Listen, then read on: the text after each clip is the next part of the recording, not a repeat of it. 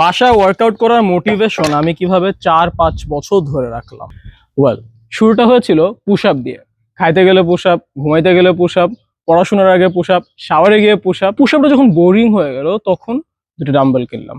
এই ডাম্বেল দিয়ে অনেক ওয়ার্কআউট করা শুরু করলাম, ভিডিও দেখা শুরু করলাম। যখন এই ডাম্বেলটাও বোরিং হয়ে গেল তখন আরো কিছু ওয়েট প্লেটস কিনলাম। তারপর বিক্রয়.কম থেকে এই বারবেলটা এবং 10 কেজি দুটা প্লেট কিনলাম। 3-4 মাস পর কিনলাম এই দুটো ডিপস বার।